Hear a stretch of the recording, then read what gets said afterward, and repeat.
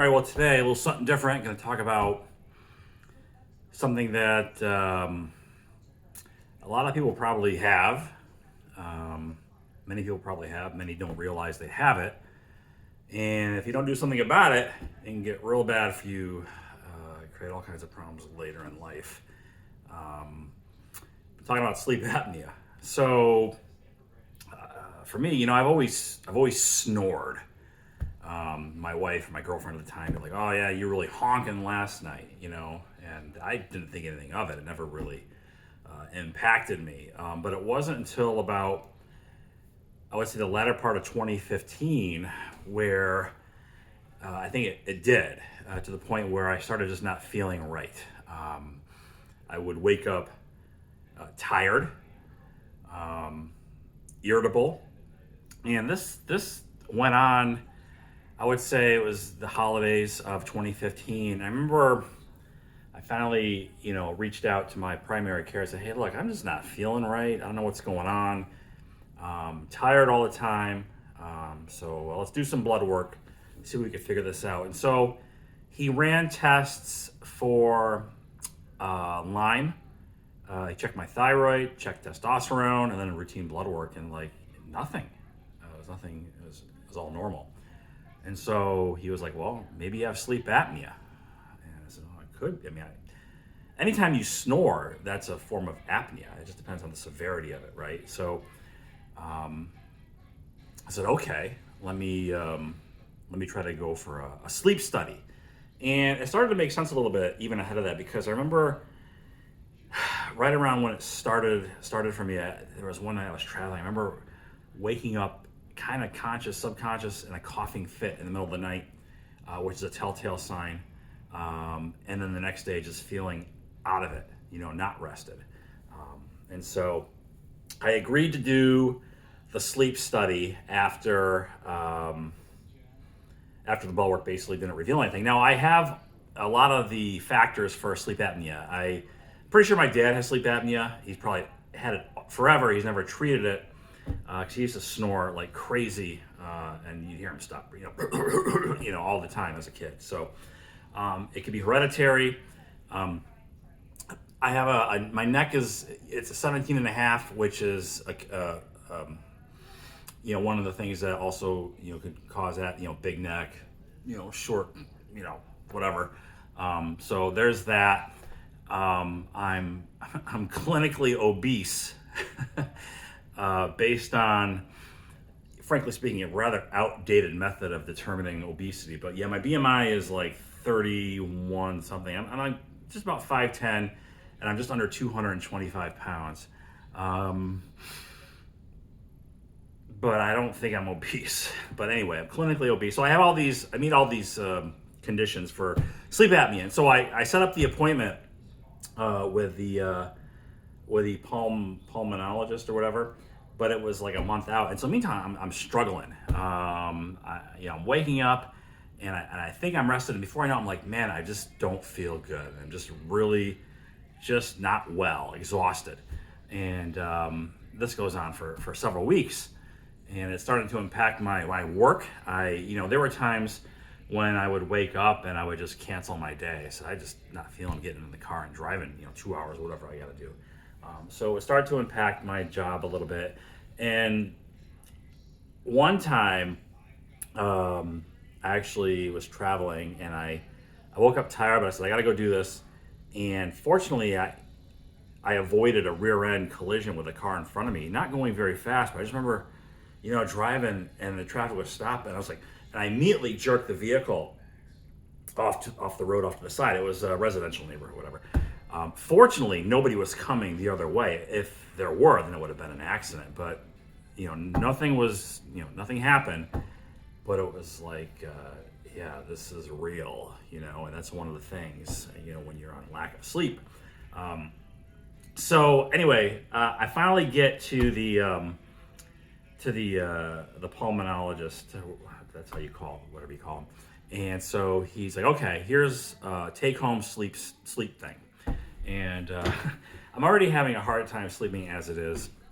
And I got to wear this box of wires It's on my chest, and then I got the electrodes, like whatever, plugged in. I got something in the nose, my fingers for the oxygen, all this stuff, and I'm just like, okay, how am I going to sleep with this thing on? And he's like, well, we only need, I think, 2 or 4 hours of data to make an assessment, and I managed to do it, and I fell asleep at some point and got the data logged, and I took it in for the evaluation, and the results were, well, when you're on your back, because there's like accelerometers and things, and this knows which orientation you're in. When you're on your back, you have 8 events per hour, and when you're on your side, you have less than 4, and so, which is very mild, but it impacted me tremendously. I mean, there's some people that my doctor was saying that, yeah, they could have dozens or even hundreds of events per hour, which I don't even know how that's possible. It sounds like you're just never even asleep, and they wake up and they don't even know they're fine. They think it's normal. So his recommendation was to, well, just sleep on your side. Now, I've always been a back sleeper, so I had to kind of adjust to that. Like, okay, fine, I'll give it a try. And then I want to say this was like maybe February. I forget when I did this, and I got the results, and it was the sleep on your side. I started doing that, or trying to do that, and then I don't know what happened, but I started getting insomnia, which was just awful. Like, I'm talking like I would go to bed and I literally would be awake all night long, not sleeping at all. At least it didn't seem like it. And there were times when, of course, you're checking the clock, and that probably created some sort of underlying anxiety. Like, oh my God, I got to get up tomorrow. I got to go get enough sleep to do what I got to do, etc. There was times when I remember, like, say, okay, it's 3, 4 o'clock in the morning. I cannot travel, so I'm texting, hey, I can't make it. I'm not feeling well. We'll have to reschedule. And this went on for a while, and it got really bad. I would even, like, for the insomnia, I would try different things. Chamomile tea. I was buying melatonin, which is a hormone. You don't want to be taking that, like. But I tried a little bit, and I don't know if that really worked. And then I started going to, I have a prescription for, what the hell is it called? Ativan, lorazepam. It's for anxiety. And I take that like a couple of times a year when I have to board a plane, because I cannot stand flying. And honestly, it doesn't help. I think part of the problem is I'm not sitting up front driving the plane. So anyway. So I got these Ativan tablets, and they're for anxiety, and they also make you drowsy. So I started doing a little of that, and that seemed to kind of work. But that's not what you want to do. That doesn't address the underlying issue. And so the insomnia was really bad. I even was doing, I think I tried the ZQuils, and that kind of worked. But there was one point where I was taking a ZQuil and I was not falling asleep, and I can almost feel myself like half in and half out of consciousness on the ZQuil. It was awful. Anyway, I finally said, screw this. Call the pulmonary place back, and I meet with him. So you just give me a goddamn machine already. And he's like, all right, you want a machine? I'll prescribe a machine. And so he did, and it made a huge difference. It takes some time getting used to. So here's what they gave me, and this is a pretty popular one. I think probably if you have sleep apnea, you probably have this one already. This is a ResMed AirSense 10. It's a home machine. This is for water. You put in distilled water for humidity in the hose. Now, admittedly, this thing is a real pain in the ass, and you got to get used to it. But I did, because I knew what it was like without this, and I thought, well, whatever aggravation this might cause is more offset by how much better I'm going to probably feel by using it. And so I started using it, and yeah, I mean, within a few days, like it started making changes. This supplies oxygen, I think 5 psi or whatever, 8 psi, depending on what the settings are. And they originally wanted to give me the just the nose. And I said, no. I said, give me this because my mouth might pop open, and if I have it from my nose, but I'm trying to breathe through my mouth, then what's the point? It's not going to work. So I got the full face mask, and it basically solved the problem. The fatigue went away, the insomnia went away, and and it's important to address this stuff because this could lead to high blood pressure. It could contribute to diabetes, type 2 diabetes. It can cause cognitive issues, oxygen not getting to the brain, other parts of your body, whatever. So I guess only half the people could tolerate this. There's like some sort of like a metric about, only half people can actually deal with it. Other people, they just can't use it. They don't like it. It's not that hard. I know you think, well, I got the hose and but it's long enough. And honestly, I don't have any issues. I can turn over or whatever. But the trade-off makes you forget about how much of a pain this is. Now, I have this one. I've had it for, when did I get it? Early, would have been, 9 years ago now at this point. I know my wife was, we were just married. So she was, when I got this, she was like, man, she's like, that's some old man shit right there, because she's a lot younger than me. She was at the time,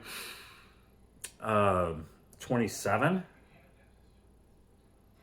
28. Yeah. And so I was 42, 40, something like that, 41. Anyway, so, but this is the machine. And, I would say that if you, and I have work colleagues that talk about, man, I'm always tired. I don't know what's wrong with me. I said, get a sleep study. Sometimes they make you stay overnight, I guess, somewhere. I got the take-home study just because it was more convenient. But the machine works. There's other stuff you could do for sleep apnea, like I guess a surgically implanted something or other. I wouldn't go for that. There's also, I think, a thing for your mouth, which keeps your jaw from relaxing and then allowing the thing in the back of your throat to like close against the throat, which is what causes the oxygen to be cut off, the snoring sound. But I think that can create issues with people's jaws. Like it could force your jaw out or make it something like that. But anyway, this is the most, I guess the tried and true method. Not everybody can tolerate it. I did, fortunately. So I've had that for several years now. And then a couple of years ago, maybe a year ago, I forget now, but I got to travel occasionally. And this thing, when it's in its case, it takes up a lot of my suitcase. So I got to pack this, and then I got to pack like distilled water, because you don't want to use, regular water in there. Anyway, what I finally did, this was covered by insurance. And what a racket. This machine now, this could be had for like, I think $500 on CPAP, online CPAP store. The next generation, the ResMed 11 AirSense, I think is like $200 more. It's like $700. I think when I got that, I had to pay $50 a month for 9 months because they had to make sure I was going to use the machine before they paid it off. And I think the MSRP on that was like $4,000. It's some bullshit. It's such a racket. It was like several $1,000s for this particular piece of equipment. And so I was into it for $50. And once they were assured I was using it, because it sends data back, to whatever server to see if I'm using it or not. Anyway, so this is a big clunky thing that I would travel with, and I just got to the point where it's such a hassle. I ended up going and picking up what they called the ResMed, the AirSense Mini.